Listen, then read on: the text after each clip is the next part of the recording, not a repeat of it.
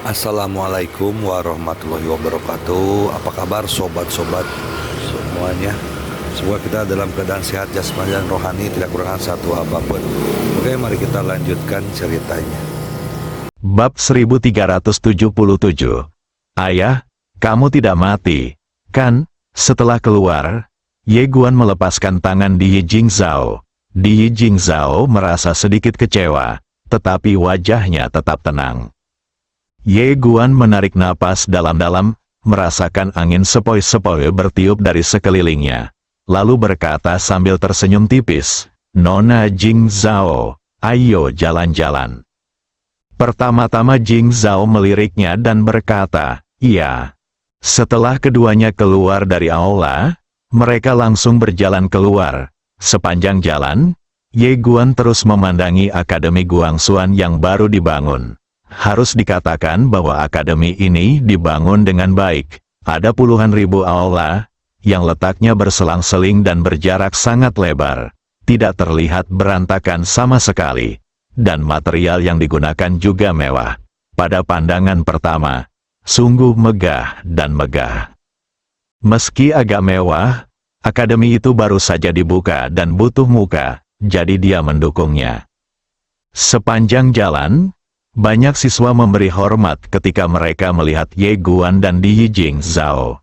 Tetapi mereka semua memberi hormat kepada Di Jingzhao, dan mereka semua menatapnya dengan mata bingung.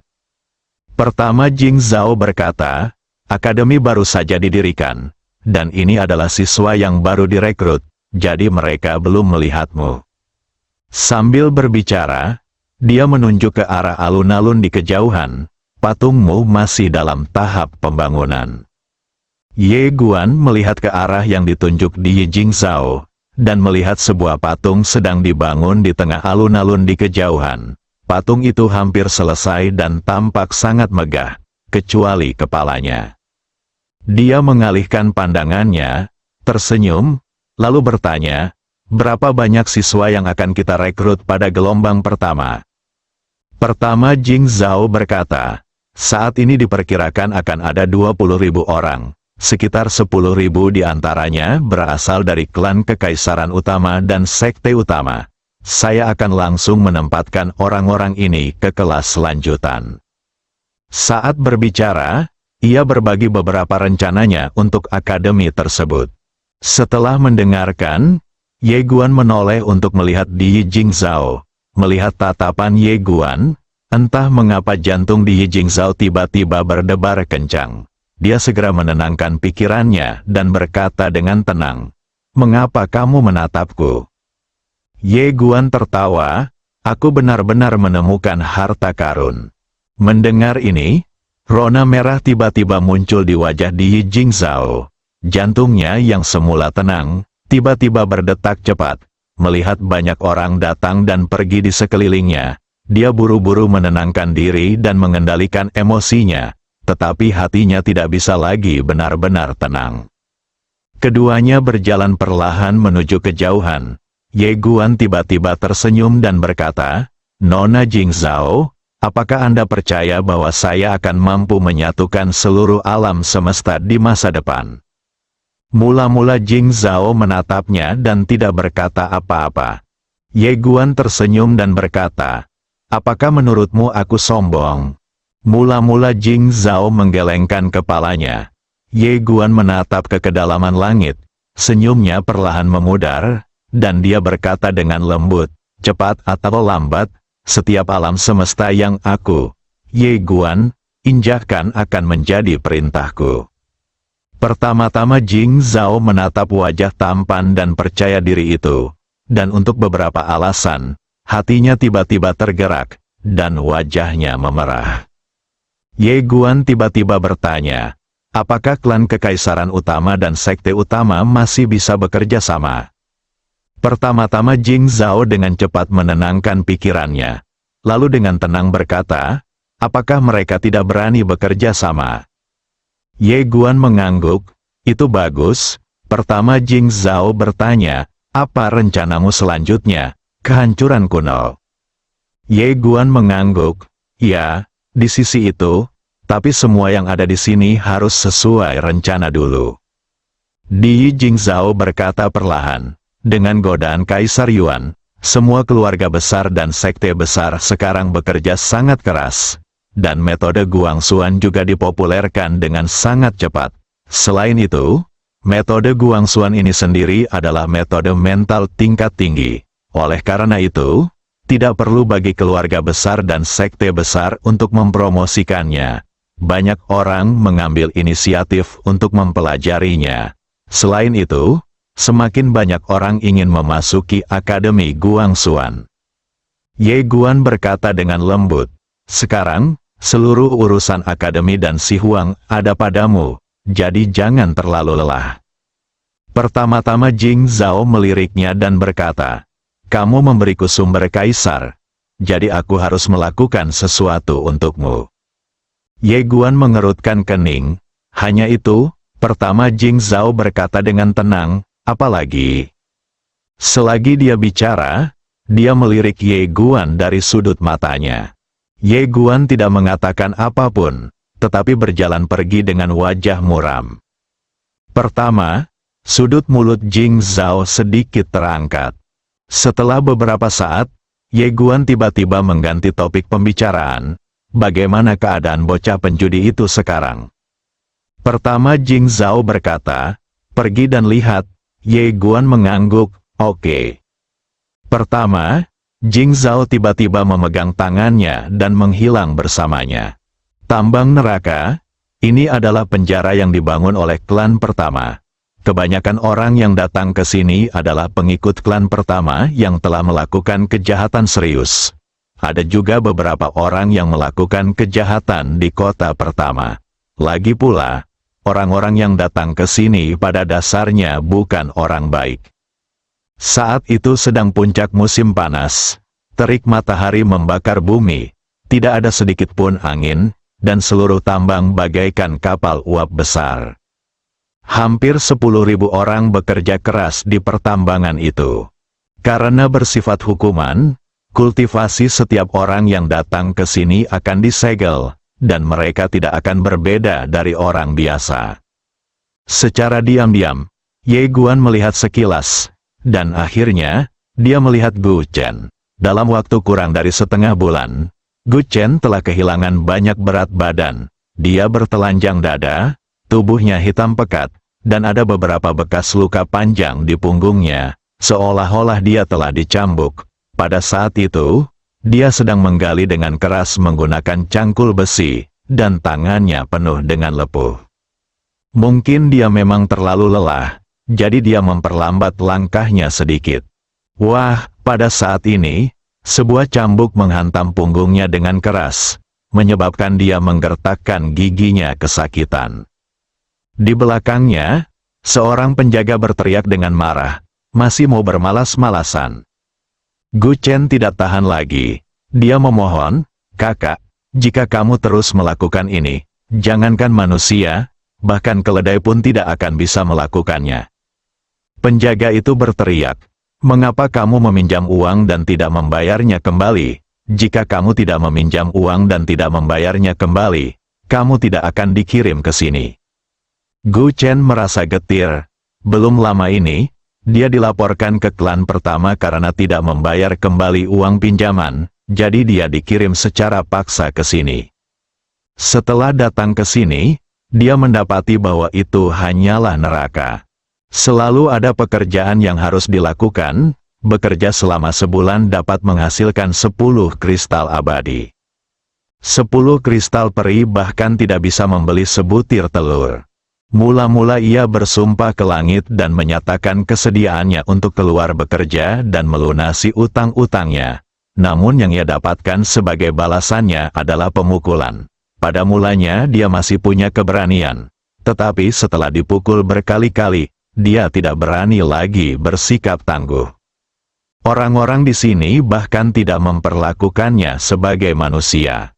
Wah, tepat saat dia sedang berpikir, dia merasakan sakit yang tajam di punggungnya, dan kemudian penjaga itu mengumpat, "Cepat lakukan tugasmu." Gu Chen tidak berani untuk tidak patuh. dia menahan rasa sakit di punggung dan tangannya dan terus menggunakan cangkul dan menggali dengan keras. Saya tidak tahu berapa lama, tetapi akhirnya hari sudah gelap. Tiba-tiba, dia meletakkan cangkulnya dan berlari menuju tenda di kejauhan. Bukan hanya dia saja, puluhan ribu orang di sekelilingnya pun ikut berlari ke arah tenda di kejauhan seperti orang gila. Waktunya makan, dan di sini, Anda harus mengambil makanan. Jika Anda tidak mendapatkannya, Anda akan kelaparan seharian. Setelah beberapa saat, Gu Chen keluar dari kerumunan. Di tangannya ada setengah roti kukus. Dia tersenyum seperti anak kecil. Ini adalah hal yang baik di sini. Gu Chen menggigitnya, lalu cepat-cepat memasukkan sisanya ke dalam celananya dan menyembunyikannya. Dia mengunyah potongan kecil roti kukus itu dalam mulutnya perlahan-lahan, tidak mau menelannya. Pada saat itu, seorang pemuda tiba-tiba berjalan mendekatinya. Dia melihat luka-luka di tubuh Gu Chen dan bertanya dengan cemas, "Xiao Chen, kamu baik-baik saja?" Gu Chen menggelengkan kepalanya, "Tidak apa-apa." Pemuda itu berkata, tidak, lukamu sudah terbelah, jika tidak dirawat, akan bernanah." Sambil berkata demikian, dia berlari ke samping. Tak lama kemudian, dia berlari kembali sambil membawa beberapa tanaman herbal yang tak dikenal di tangannya. Dia memasukkannya ke dalam mulutnya dan mengunyahnya, lalu berkata, "Sabar saja." Dia mengeluarkan ramuan herbal itu dari mulutnya dan dengan lembut mengoleskannya ke punggung Gu Chen. Gu Chen langsung tersentak kesakitan. Pemuda itu berkata, "Tahan saja." Sambil berbicara, dia cepat-cepat mengoleskan ramuan itu ke luka di punggung Gu Chen. Setelah memakai masker, dia bertepuk tangan dan menyeringai, "Selesai."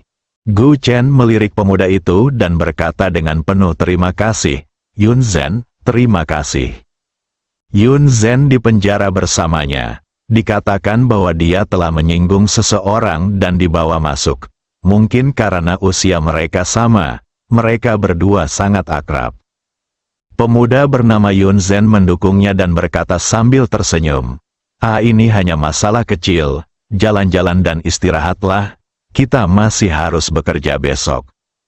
Mereka berdua tinggal di tenda sederhana yang compang camping di samping tambang. Setelah Yun Zhen membantu Gu Chen berbaring, dia berkata, "Tidurlah lebih awal." Setelah berkata demikian, ia berbaring dan tertidur. Di sini, kita hanya dapat beristirahat selama 2 jam dalam sehari, jadi waktu istirahat tersebut sangatlah berharga dan tidak boleh terbuang sia-sia sedikitpun.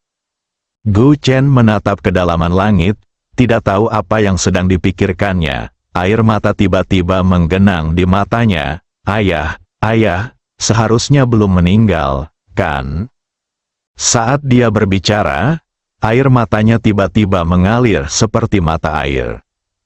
Dia tidak berani mengganggu Yun Zhen yang ada di sampingnya, jadi dia hanya bisa menggigit lengannya dan bergerak-gerak untuk menahan diri agar tidak menangis. Meski dia bukan anak takdir, hidupnya sebenarnya baik-baik saja. Dia masuk akademi pertama, jadi dia punya masa depan cerah. Namun kemudian dia berpikir untuk mencari keuntungan dan mengubah nasibnya, sehingga dia pun tersesat. Penjudi, dia sangat menyesalinya hingga ususnya berubah menjadi hijau. Semenjak ia mulai berjudi, sahabat-sahabatnya yang dulunya akrab seperti saudara kini menganggapnya sebagai harimau dan serigala dan berusaha menghindarinya. Pacarnya yang pernah mencintai dan mengenalnya dengan baik sangat kecewa padanya dan akhirnya memilih untuk meninggalkannya. Orang tuanya memilih bunuh diri karena putus asa. Ditinggalkan semua orang, keluarganya hancur. Gu Chen menatap langit, wajahnya penuh kebingungan. "Kalaupun aku keluar sekarang, apa gunanya? Kita tidak bisa kembali ke masa lalu." Benar-benar tidak ada harapan. Gu Chen tiba-tiba mengambil roti kukus dari tangannya, menyekanya dengan lembut, lalu diam-diam memasukkannya ke dalam saku Yun Zhen yang sudah tidur di sampingnya. Kemudian dia mengambil batu tajam di sampingnya dan mengiris pergelangan tangan kirinya dengan keras. Darah mengucur keluar. Gu Chen menatap langit yang luas. Ini mungkin tujuan terbaiknya, kehidupannya yang menyedihkan. Bab 1378, CEO. Saat Gu Chen bangun, dia sudah berada di sebuah kamar kecil. Gu Chen melihat sekelilingnya, sedikit bingung. Di mana ini? Seolah teringat sesuatu. Dia tiba-tiba melihat tangan kirinya yang diperban. Apakah aku tidak mati? Gu Chen tiba-tiba duduk. Pada saat ini, seorang lelaki tua masuk. Dia melirik Gu Chen dan berkata, "Sudah bangun." Wajah Gu Chen penuh dengan kebingungan. Tuan, di mana ini?" Lelaki tua itu berkata dengan tenang, "Ini adalah Paviliun Xuanyi. Seseorang telah mengirimmu ke sini sebelumnya. Sekarang, lukamu telah sembuh. Oh, dan biaya pengobatan telah dibayarkan." Gu Chen masih bingung. Siapa yang mengirimku ke sini? Dia ingin bertanya lebih banyak lagi, tetapi lelaki tua itu sudah pergi. Seolah memikirkan sesuatu, Gu Chen bangun dari tempat tidur dan berlari keluar. Ia berlari sepanjang jalan, melalui pusat kota, melalui pinggiran kota, melalui ladang-ladang, dan akhirnya, ia berlari ke sebuah rumah tua yang bobrok. Gerbang rumah lama itu tertutup rapat, tetapi sangat kumuh. Tidak ada bedanya dengan tidak adanya gerbang sama sekali. Tenggorokannya berguling. Lalu dia perlahan mendorong pintu rumah itu hingga terbuka dengan tangan kanannya yang gemetar. Setelah pintu terbuka, tampaklah seorang lelaki tua sedang melambaikan tinjunya di halaman. Angin dari tinjunya bersiul dan tampak sangat kuat. Di pintu belakang halaman, seorang wanita sedang jongkok dan mencuci sayuran. Melihat pemandangan ini, Gu Chen tiba-tiba mencubit wajahnya dengan keras. Ketika dia merasakan sakit yang menusuk di wajahnya, air mata mengalir di matanya. Pada saat ini, lelaki tua dan wanita di halaman juga melihatnya. Sudah lama berlalu, Gu Chen datang ke jalan, dan saat ini, dia sepertinya masih bermimpi. Jalani hidupmu sendiri, ayah tidak meninggal. Semuanya masih ada, dia masih merasa itu agak tidak nyata. Jadi dia mencubit pahanya dengan keras lagi, meringis kesakitan. Tak lama kemudian, dia tiba di Akademi Guanxuan. Karena saat makan malam tadi, ayahnya memberitahu dia bahwa Akademi Guanxuan sedang merekrut siswa dan dia bisa datang dan mencoba. Ketika dia melihat gerbang Akademi Guanxuan, dia langsung terkejut. Gerbang itu lebarnya ratusan kaki dan tingginya puluhan kaki. Itu sangat megah, beberapa kali lebih megah dari akademi pertama. Saat ini, tempat ini sudah penuh sesak dengan orang. Mereka semua datang ke sini untuk bergabung dengan Akademi Guanxuan. Gu Chen mengikuti orang banyak ke dalam akademi. Setelah melewati gerbang, ia tiba di sebuah lapangan bela diri yang luas. Lapangan bela diri seluruhnya dilapisi dengan batu-batu biru besar. Panjang dan lebarnya puluhan ribu kaki. Di tengahnya ada sebuah patung. Patung ini adalah Ye Guan. Saat melihat patung Ye Guan, Gu Chen terdiam seperti tersengat listrik. Saat berikutnya, dia tiba-tiba berlari ke arah patung yang jaraknya puluhan kaki. Dia menatap patung itu, dan perlahan-lahan tubuhnya mulai bergetar. Tiba-tiba, dia mengerti segalanya. Pria yang kutemui di kedai minuman dan kamar dagang abadi ternyata adalah Kaisar Guan. Gu Chen tiba-tiba berlutut dan memberi hormat dalam-dalam. Saat ini, Ye Guan dan Di Jingzhao sedang berbelanja. Saat ini, berkat Akademi Guanxuan, ratusan ribu orang berbondong-bondong ke kota pertama setiap hari, membuatnya sangat semarak. Untungnya, kota itu dibangun sangat besar. Kalau tidak akan mampu menampung begitu banyak orang. Tak perlu dikatakan lagi, Penampilan Ye Guan dapat dikatakan telah mewarisi sifat-sifat terbaik orang tuanya dengan sempurna. Dia mengenakan jubah putih dan sabuk giok ungu di pinggangnya. Dia benar-benar anggun, tampan dan romantis. Jing Zhao pertama di sampingnya juga sangat cantik. Keduanya berjalan bersama-sama dan menarik perhatian banyak mata. Pada saat ini, Ye Guan tiba-tiba berhenti. Pertama-tama Jing Zhao menatapnya. Apa? Ye Guan mengerutkan kening. Ada sesuatu yang ekstra di lautan kesadaranku. Sambil berbicara, dia merentangkan telapak tangannya. Lalu gumpalan gas emas muncul di telapak tangannya. Pertama Jing Zhao sedikit bingung. Apa ini? Ye Guan berbisik, ini adalah kekuatan iman. Pertama Jing Zhao terkejut. Emas, Ye Guan juga sedikit bingung. Karena kekuatan keyakinan sebelumnya seperti energi misterius, transparan dan tidak berwarna. Tetapi pada saat ini, dia tiba-tiba memperoleh sinar kekuatan keyakinan keemasan seperti itu. Apa-apaan? Ye Guan memegang kekuatan emas iman dan merasakannya dengan hati-hati. Tak lama kemudian, dia berkata dengan keheranan, itu miliknya. Pertama Jing Zhao bertanya, siapa? Ye Guan tampak sedikit aneh, anak penjudi itu. Pertama Jing Zhao juga sedikit terkejut. Ye Guan menatap kekuatan iman emas di tangannya dan merenung dalam diam. Kekuatan keimanan ini setidaknya puluhan kali lebih murni daripada kekuatan keimanan lainnya, jauh melampaui jangkauan kekuatan keimanan biasa. Ye Guan berkata dengan lembut, sepertinya aku masih perlu melakukan lebih banyak hal untuk memberi manfaat bagi orang banyak. Saat dia berbicara, dia menyingkirkan kekuatan iman. Kini hanya tersisa setitik kekuatan emas keimanan di lautan kesadarannya. Namun ia yakin suatu saat nanti kekuatan emas keimanan tersebut akan semakin bertambah banyak. Ye Guan tiba-tiba berkata, ayo pergi. Sambil berkata demikian, dia menarik Di Jing Zhao ke seorang pedagang kaki lima tak jauh dari situ. Dia memesan sekeranjang roti. Setelah membayar, dia menyerahkan keranjang itu kepada Di Jing Zhao dan berkata, ayo coba. Mula-mula Jing Zhao meliriknya, lalu mengambil roti dan menggigitnya.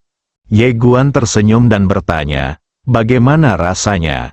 Pertama Jing Zhao mengangguk. Oke, Ye Guan mengambil roti dan langsung memasukkannya ke dalam mulutnya, lalu menelannya dalam 2 gigitan. Melihat pemandangan ini, senyum tipis muncul di bibir Di Jing Zhao. Entah mengapa, dia sangat menyukai perilaku Ye Guan yang bersahaja, tidak ada kesombongan, yang ada hanya keaslian dan kerendahan hati. Ye Guan tiba-tiba berbisik, aku punya adik laki-laki. Keluarganya berjualan roti, aku tidak tahu bagaimana keadaannya sekarang. Pertama, Jing Zhao mengambil roti dari tangan Ye Guan, menggigitnya, lalu berkata, ada masalah baru di akademi sekarang, dan aku harus membicarakannya denganmu. Ye Guan mengumpulkan pikirannya dan berkata sambil tersenyum, kamu bilang. Pertama Jing Zhao berkata, akan butuh banyak uang untuk membangun akademi, terutama seiring berjalannya waktu, akan lebih banyak uang yang dibutuhkan. Kita tidak bisa membiarkanmu membayar uang ini sepanjang waktu. Ye Guan berkata, apa maksudmu? Mula-mula Jing Zhao berpikir sejenak, lalu berkata, pungut pajak. Ye Guan menatap Di Jing Zhao, yang berkata dengan suara berat, kami juga memiliki banyak industri di bawah klan pertama. Selain ini, sambil berbicara, dia melihat sekeliling dan berkata, kami juga akan memungut pajak dan sewa dari semua orang yang berbisnis di First City. Ye Guan berkata dengan suara yang dalam, ada masalah. Jika Akademi Guangxuan sekarang memungut pajak, seperti pajak dari klan Kekaisaran Utama dan Sekte Abadi Utama, maka kemungkinan besar mereka akan memungut lebih banyak dari tingkat yang lebih rendah. Dengan cara ini, orang-orang di bawah akan menderita pada akhirnya. Pertama, Jing Zhao mengangguk. Saya telah mempertimbangkan apa yang Anda katakan. Sebenarnya sangat sederhana. Selama industri masing-masing klan dan sekte terdaftar dan pajak dikumpulkan secara ketat sesuai dengan industri yang terdaftar, tidak akan ada masalah. Tentu saja, ini akan merugikan kepentingan klan kekaisaran utama dan sekte utama.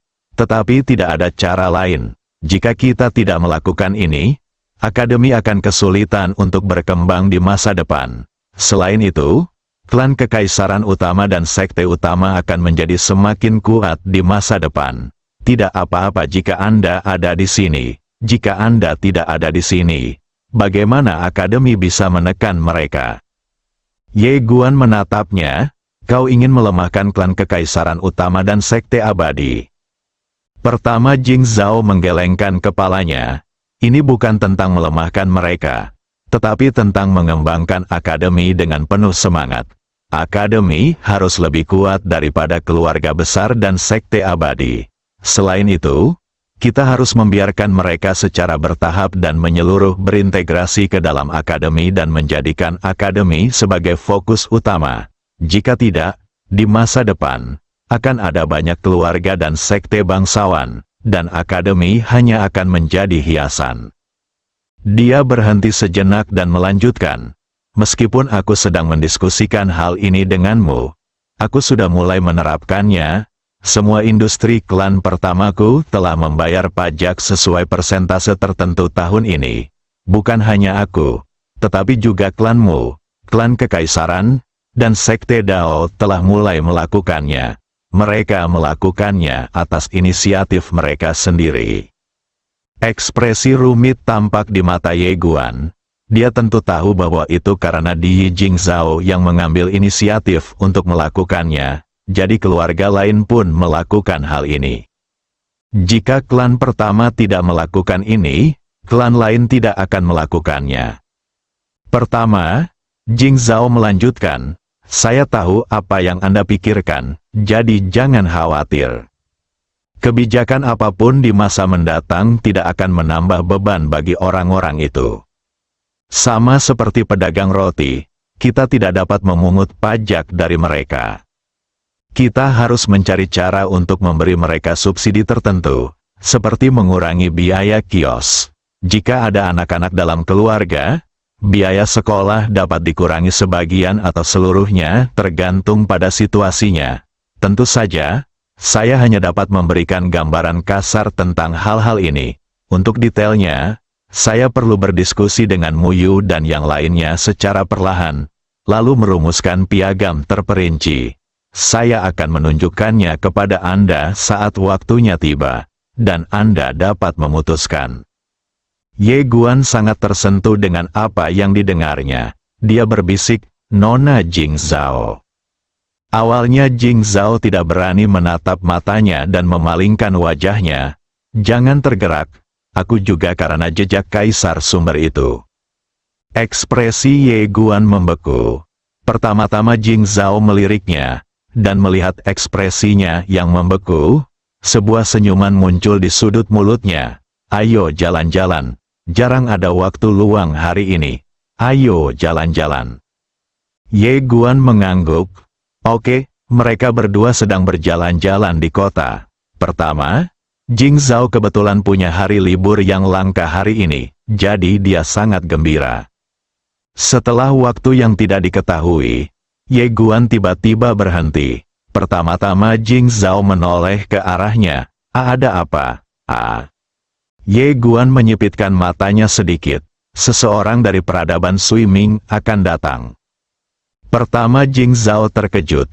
Pada saat ini, Ye Guan berkata lagi, takhta suci berkata bahwa ada orang besar yang datang, dan tidak dapat menahannya.